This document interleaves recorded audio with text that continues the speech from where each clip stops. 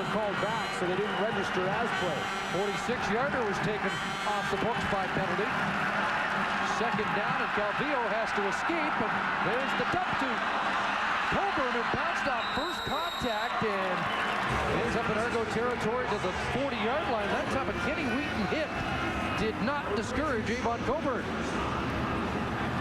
Well, you heard Mark Trestman say at the half that Coburn is always part of our plan. And, you know, it's interesting. He had 3 balls thrown to him, 1 for a touchdown in the first half. He had those 8 plays running, 2 more called back. He had those up. That's about 13, so it's not that far off. Coburn at 5'8", 193 shows you how durable he is. A clean shot by Wheaton, and it didn't faze him a bit. Now Richardson, and you can hear the officials trying to stop play after Richardson had hit the turf. Getting physical. But you see the difference.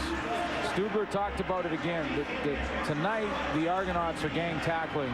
And you saw Coburn had to break 2-3 guys. He's getting hit by more than one. A lot of guys in the open field, their offensive talent is so high that you can make one guy miss. There's a lot of players that are able to do that. Cavers Reed has got his guys gang tackling, get some help to the football. They're a lot better tonight. 2nd and 5. From the gun, Calvillo to his second read and tried to throw it away, throw it up, and Middlebrooks unable to bring it down. Thought he was trying to throw it away, but Middlebrooks had a shot at it, and so too did Kerry Watkins. That one almost slipped away from Willie Middlebrooks and turned into a touchdown pass. He had good position. Then he realized that he had gone a little bit far. He ended up having probably the best chance at it, but it looked like he had Watkins so well covered, and then realized that he was a little too high, and then almost let that one slip away. So here's Duval, who had 15 consecutive streaks snapped on the final play of the first half, and attempting this from 42 yards out, and he now has a streak of unsuccessful kicks as Dorsey brings it back out. Duval now 1 for 3 on the night. Shop at Safeway. Swipe your club card and play Safeway $1 Million Touchdown to win. If your name appears, you've won a Prima Cineplus 50-inch HD plasma TV featuring SRS surround sound, 1080i compatible, and HDMI digital input. Get in the game at Safeway.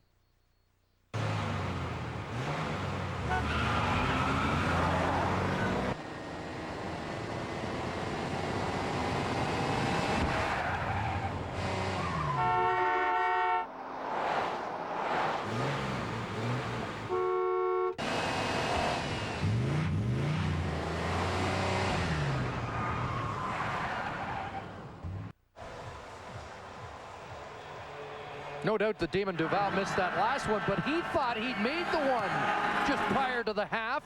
We took another look at it, went just wide to the right. Now, the Alouette coaching staff actually threw a challenge flag. Wanted to challenge the field goal. That's not reviewable. Which is not reviewable. But they did have the refs come back out of the locker room, and they were standing on the sideline waiting to see if they could challenge whether or not that ball was in or out. We showed you again that it was out. Duval goes to 1 and 3. But a field goal attempt, and whether or not it was in and out, in or out, is not a reviewable play. Michael Bishop, second series, starting deep, and he's got a completion up to Satut. The Montreal native has the catch, close to the 20-yard line, and that should be a first down. But week 2, I talked to Michael Bishop about what was going on in the organization and whether or not he was going to get much time to play, and he saw the writing on the wall that Kerry Joseph was becoming the starter, and he sort of took this big deep sigh and said, you know what, I just have to take advantage of the opportunity when I do get to play. Well, here is his opportunity. First down up at the 20. Short drop, nothing there. And now sidearms him, and this one picked off. Davis Sanchez wants a block. Reggie Hundo in front, and Sanchez is caught inside the 10 by Michael Bishop, who saves a touchdown but throws a key interception. Sometimes a guy with a strong arm like Michael Bishop will rely on his arm so much, and he will forget about the mechanics of throwing the football on the run, because Bishop's going to end up running to his left, a very difficult throw to make at the best of times, and then he's going to try and rely on his arm strength to flick it across the field there to Reggie McNeil, and he missed him by about 3 yards and threw it right to Davis Sanchez. However, there is a flag on the play now, and they're going to sort this out. Sanchez with his second interception of the year. He has 3 career touchdowns. His eyes lit up thinking he had a 4th. Major foul, unnecessary roughness. Toronto, number 9, after the play. Half the distance to the goal, first down.